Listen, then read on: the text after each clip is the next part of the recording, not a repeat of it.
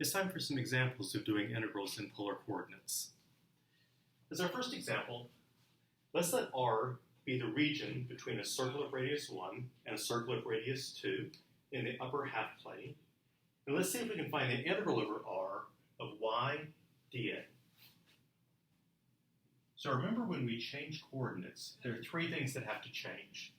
One is we need to change the differential. We also need to substitute in for the integrand, and we need to change the bounds. So remembering, in polar coordinates, x is r cosine theta and y is r sine theta. And also remember that dA is equal to r dr d theta. Okay, so the dA gets replaced by r dr d theta. Y gets replaced by r sine theta. And we can also set up the bounds. We explored this region in a previous video. We said that r was going from 1 to 2.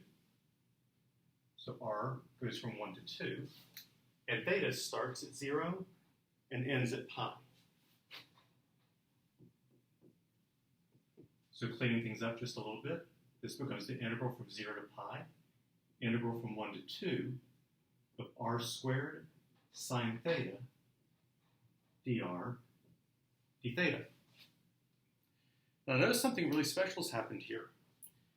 In the r theta plane, we're integrating over a rectangle. Notice that all four bounds are constants.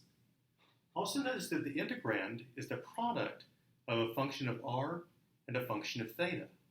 So we can actually use our shortcut for carrying out this integral. We can factor this as the product of two integrals. The integral from 0 to pi of sine theta d theta multiplied by the integral from 1 to 2 of r squared dr. The antiderivative of sine theta is negative cosine theta, which I'll take from 0 to pi. And then I multiply by the antiderivative of r squared is 1/3 r cubed, and that gets taken from 1 to 2. So watch the pluses and minuses in this part. Cosine of pi is negative 1 times a negative 1 is 1, minus a negative cosine of 0, which is 1. Over on this side, I have 1/3 times 8 minus 1. So this is 2 times 1/3 times 7, or 14 over 3.